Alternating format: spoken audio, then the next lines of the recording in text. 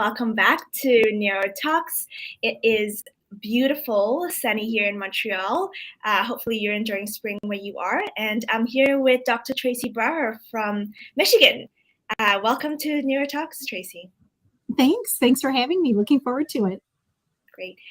So Dr. Tracy, she is a PhD sociologist studying work-life fulfillment and happiness. She's the author of a new book, The Secrets to Happiness at Work. I actually borrowed that, read it all last week. So that was fun.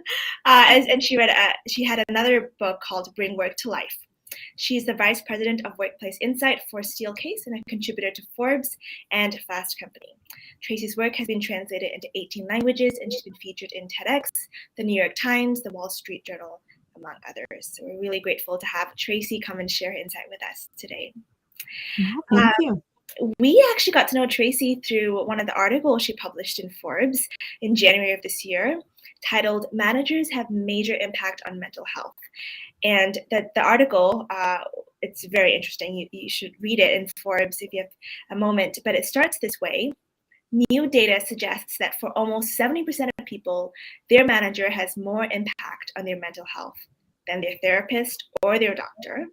And it's equal to the impact of their partner. So we read that and we said, oh my goodness, we have to have Tracy on Nurau Talks, because I mean, this is exactly what we've been finding at Nurau, that if you want to have the highest impact on mental health at the workplace, well, you got to start with managers, because managers play a crucial role in shaping culture in a way that can either encourage mental health or put more stress on their employees. And so, Tracy, I know you've been doing research and writing about mental health at the workplace for a while now, but I'm curious, what inspired you to look at this angle of the role of managers at the workplace? Yeah. And I think it's so worth saying your focus is so terrific. I love the work that you and Nurau are doing. I just think it's such a leverage point for people. And I think the really, really interesting thing is that people understand their culture, people understand their work experience through those direct experiences with their immediate colleagues and their leader. And so that manager has such an impact. And then that data was just sort of mind-blowing. I talked to a lot of leaders who said, oh my gosh, as if I didn't feel enough pressure already, right? But I also think we can look at the positive side of it. You know, it's a huge opportunity to positively affect people's work experience and therefore their life experience. Mm-hmm, definitely. Yeah, and you mentioned to me that because of that, it's just sparked this interest in the role of managers, and you've published a series, is that right? Like, it's still going on managers and the role that they play. And I think you're right, it has to do both with how do we better equip managers, so it can be seen as a positive thing, right? Because we now know where we can have the most leverage. So speaking about the manager's role, I want to bring in the question from our last live, Dr. Hakan. Dr. Hakan was really interested in knowing what the role of managers is compared to HR, because we're in this time of flux where we're seeing those kind of shift and evolve. So I'm curious to know how you see that difference. Is there a difference? And do you see this kind of evolving over the next 10 years? Yeah, I love that question. I mean, first of all, HR has such a critical role to play. I feel like, HR has always had a critical role, but today with the talent shortage and everything that's going on, all paths lead back to people, all paths lead back to talent. Lots of paths lead back to HR and managers and leaders. And so I see HR as being really, really critical, especially in building systems and processes that create the conditions for great mental health and great experiences at work. And of course, they need to be sponsors and advocates and allies and people that we can go to when we aren't getting the support that we need in our immediate team. And I see that as a little bit different than the role of managers and leaders, because those are the people who are shaping our day-to-day experiences. The average person isn't interacting with their HR department every single day, right? And so part of the reason that managers have such a critical role to play is because, it's day-to-day, it's ongoing. And one of the things we know about research on culture is when leaders are more present and accessible, that absolutely contributes to constructive, productive culture. It contributes to people feeling a greater sense of mental health. It contributes to people feeling better about their work and about themselves as well.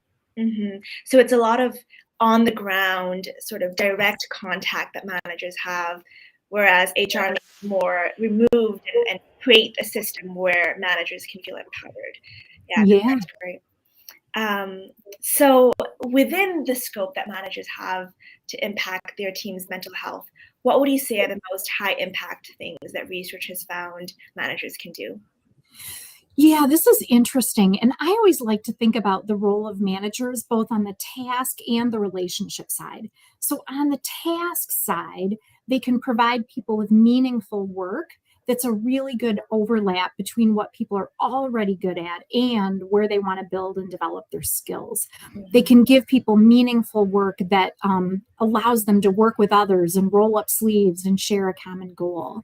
They can make sure that they're giving people feedback so they can reach their goals. They can ask really good questions about what that person wants in terms of their development, not just assuming that everybody wants the same thing in terms of development. So on the task side, I think there's a lot that managers can do just really pragmatically and on the ground. I love your language there. And then relationally, managers can really be attentive to people, tune in, take time, ask questions, notice how people are doing. And I think sometimes managers get nervous about, oh my gosh, I don't want to ask too many questions. I don't want to be invasive. I'm not a social worker. But just asking the questions that let people know you're paying attention, demonstrating empathy, those go a really long way. And then you can be ready as just another human being to support them. And I think managers can be ready to share resources, right? Like an EAP resource or an affinity group resource or a neuro kind of resource.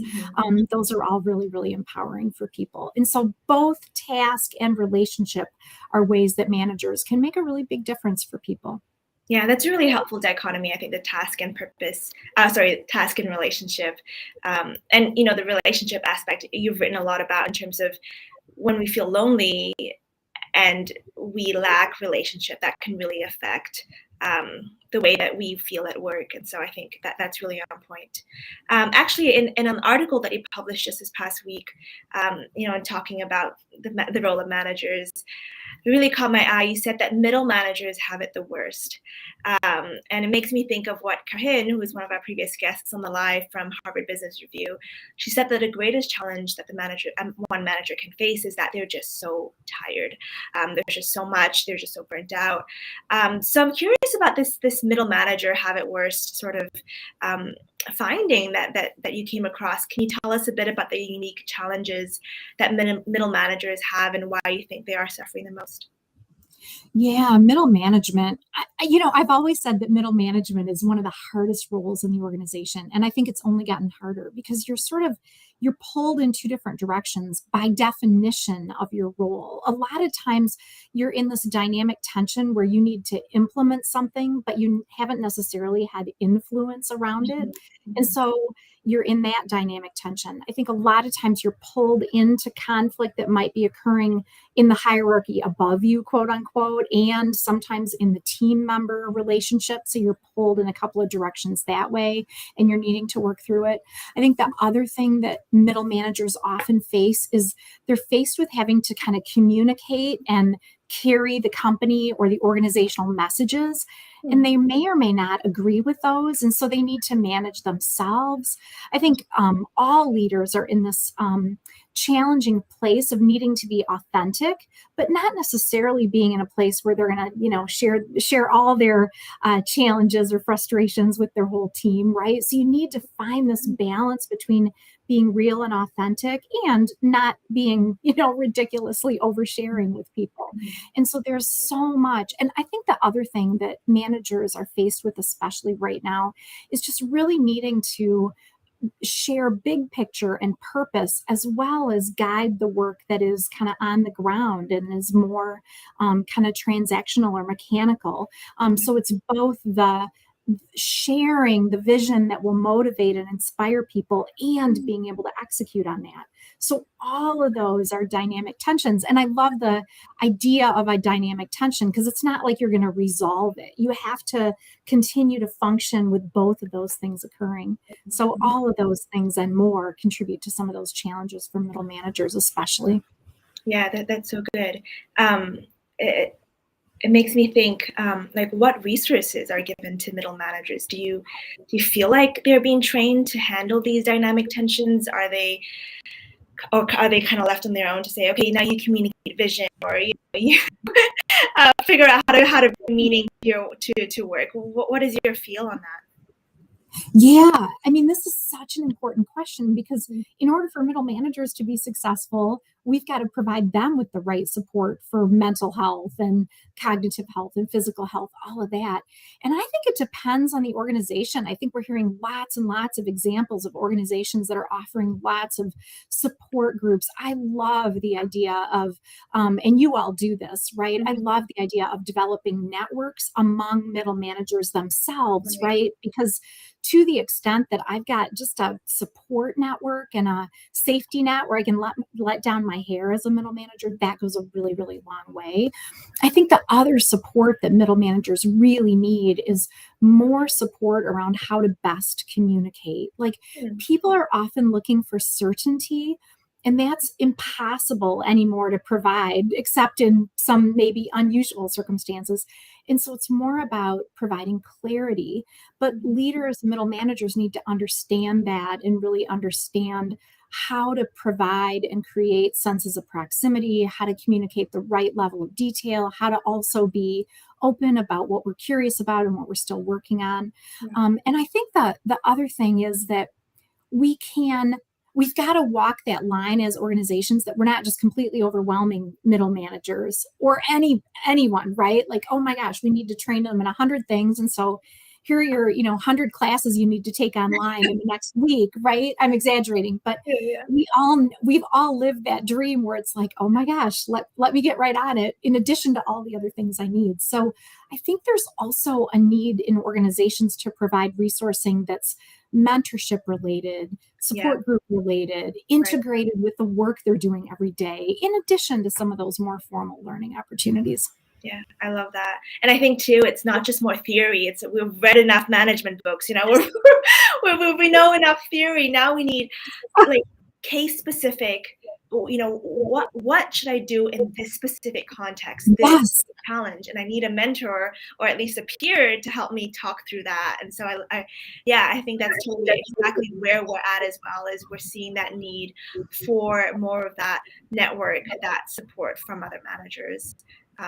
That's really, really good. And speaking about network, I really want to talk about social well-being, because that's one thing you focus on, and I love that focus. So you talk about community, belonging, and how business benefits from that. Could you catch maybe the audience out that may not really know much about social well-being on what the research is behind social well-being at work, and what are some of that connections between the role of that community and belonging play in relation to more of the performance and business metrics that people are really concerned about? Yeah. Oh my gosh. This is what is keeping me up at night. We have had such a decline in social well being. People who are lonely, who are experiencing high levels of depression, anxiety, cognitive challenges because they feel detached from their people. People who are saying, I don't have friends at work. I don't feel connected to my colleagues. I feel like my work is transactional and I don't feel like I am really purposeful about my work with others. And we crave that. Neurologically, we need connections. Belonging doesn't just come from being with other people. Belonging comes from a shared sense of social identity. So work has a really important role to play. And the research on community and belonging is shocking in terms of its importance to our personal health outcomes, everything from cancer, dementia, depression, anxiety, high blood pressure, heart disease. All of those are literally correlated with the extent to which we feel connected, even with just one or two other people. In addition, the business outcomes are really unmistakable in terms of people being more likely to be retained, more likely to set bigger goals, more likely to reach those goals, more likely to have a positive influence on the culture because they're bringing a level of optimism, even when we all have up days and down days. organizations with people who have a greater level of engagement and social connectedness tend to see literally better performance at the individual, at the team, and the organizational level. And that's demonstrated through research. So it's not just a nice to have, gee, we should create the conditions for people to have friends and be friendly. Yeah. And there are some really, really powerful business benefits that come from that. Mm-hmm. That's so important to state that community and belonging is not just this touchy-feely, nice to have, as you said. I think it's really groundbreaking to know it has an impact on things that people are concerned about, like turnover and like performance. And so that's really, really, thank you for saying that, Tracy. Yeah, so well said. I love it, Vivienne. I would love to hear some of what you're interested in and where you want to take your research. And I know you're doing this manager series. Do you plan to continue that out? What are some questions that you have that you're going to be investigating in the next year or so?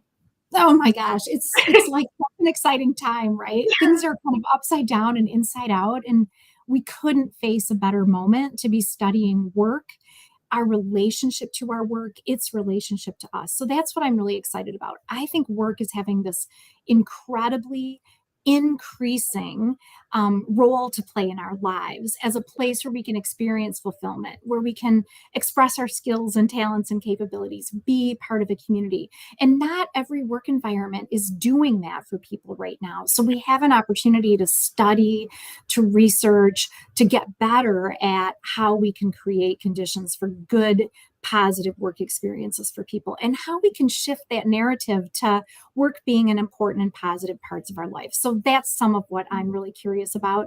And I think absolutely AI and Chat GPT are going to completely change the landscape. Wow. And I think it's going to be good. Like, I think we're going to be in this period of time where we have a gap, right? Like, we will have some of AI and Chat GPT replacing some of the things we do today, but we will be able to move to some new skills and contributions that are uniquely human. And so there'll be this period of angst, right? We need to make that shift, but we will be able to go to some really new places. And that will be the opportunity for curiosity and research and some new opportunities for us to express ourselves through our work.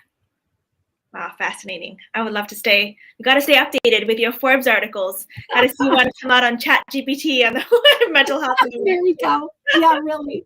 And likewise, I'll stay connected with what you're working on. That'll be great. Great. Speaking of which, before we end, we do want to ask you if you have a question for our next speaker.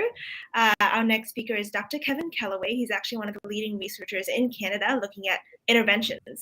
So exactly kind of what you're curious about. So how can we develop better interventions to improve mental health training for managers? So if you could ask him one question, what would that be? I am really, really curious about how we support people and empower them. Like, I think sometimes we have to be careful that when we're supporting people and doing interventions, we're not disempowering them, right? Like we're creating a mechanism that somehow disempowers them. So which are the interventions which are most empowering for people to create a positive future for themselves? And which are the most powerful interventions for others to support them as well, so that we really are supporting people as a community. So I guess which are the most empowering interventions would be the shorter version of that question. I love that. I've never heard of interventions being classified as empowering or not. So I'm definitely going to ask that question. Maybe he hasn't either. He'll be stumped. I don't know. We'll see. He'll have a great perspective on it. Yeah. Great. Well, thank you so much, Tracy, for being here with us. It was wonderful hearing your perspective. And I think a lot of what you do and what you research is exactly what we're passionate about and what we want to see happen at Nurau, as well as middle managers feeling empowered. It's them having social networks, them having the resources that they need to be mentally well at work. So thank you for all the other work you do. And we'll stay up to date with your work at Forbes. That sounds great. Thanks for having me. Thanks for all the work you all are doing. Appreciate it. Thanks, Tracy.